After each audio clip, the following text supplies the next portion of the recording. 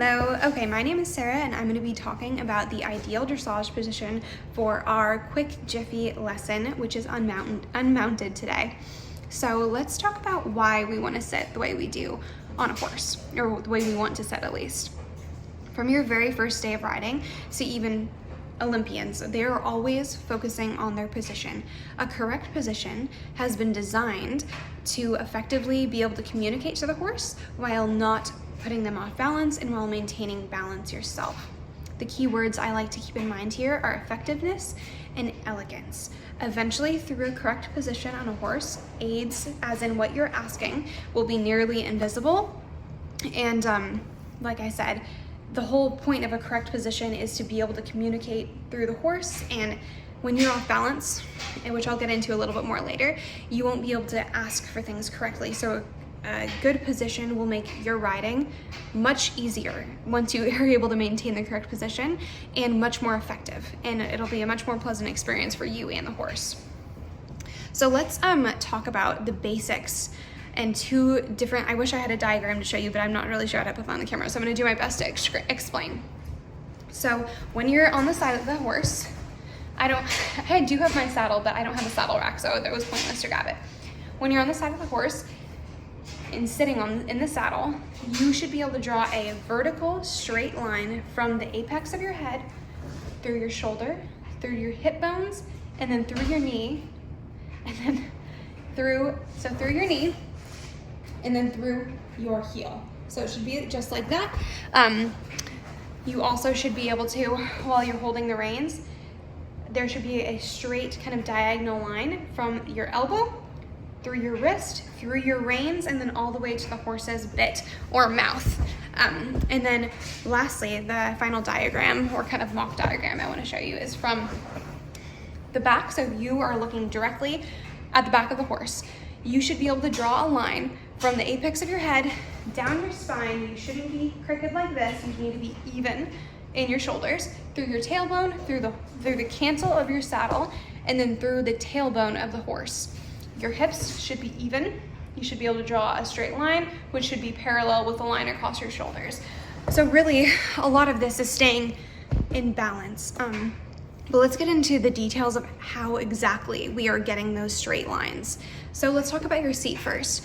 You want to be sitting directly in the center of your saddle. You don't want to be, like I said, sitting off. Your weight should be evenly balanced in a relaxed manner in the saddle. You want to be able to move your hips gently with the horse. You don't want to be driving too hard with the horse's movement.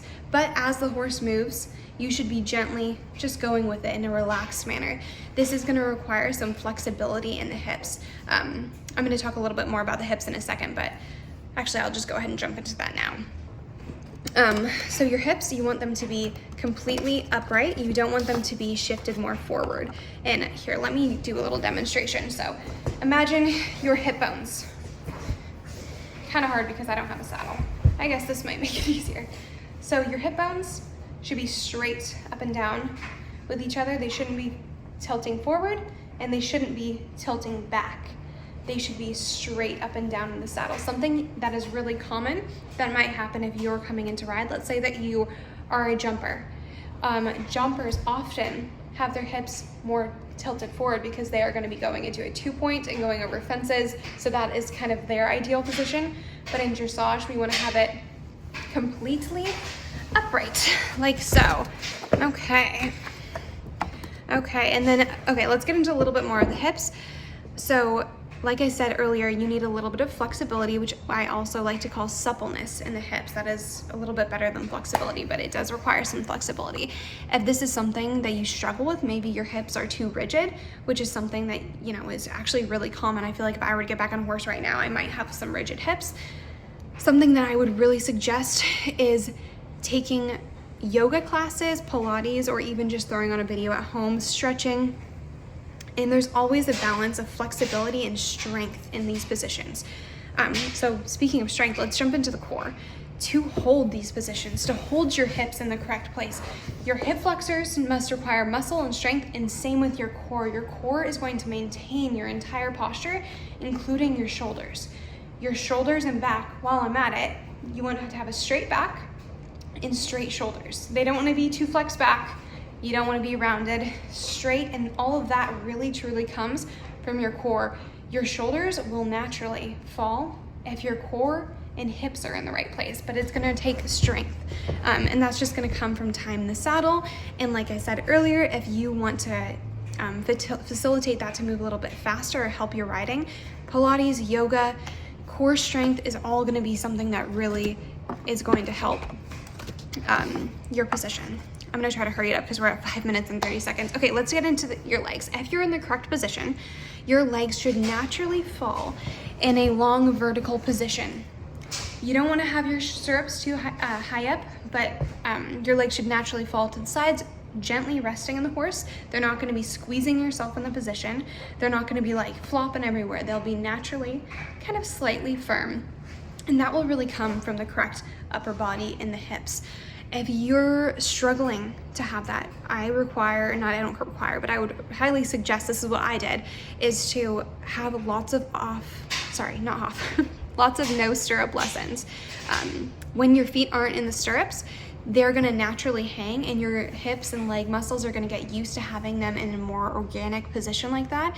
And then when you put your feet back into the stirrups, it'll feel a lot better. I came from riding in a hunt seat, like a jumper saddle almost, and that I absolutely had to do no stirrups in order to feel okay with my leg at the longer, more relaxed position. Like I said, okay, what else about the legs?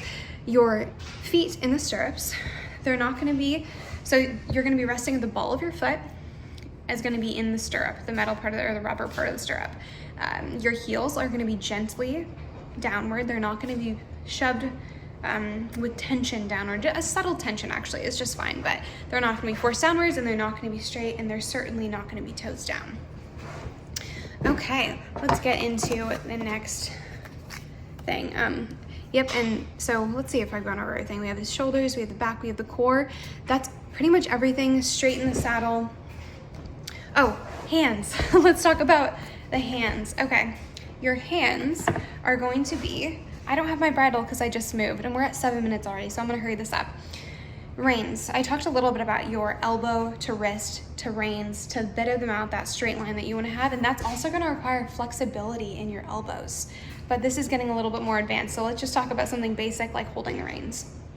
You're going to be holding the reins through your ring finger and your pinky finger, or your tiny finger. Then you're going to be clasping the reins, this is my mock rein, in the palm of your hand with your thumb on top. Your thumb is going to be able to provide pressure and is going to be able to give subtle cues. Same with your pinky. It gives you a little bit more leverage as you close your hand. Something as small as this, the horse is going to be able to feel. And same with even, this mostly just keeps, the thumb really just keeps the rein in place, because without that, the rein's just going to slide out of your hands.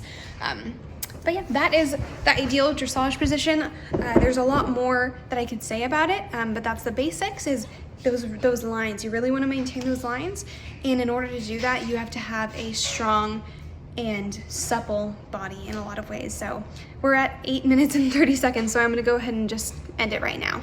Thank you so much, and my name is Sarah. That's about it.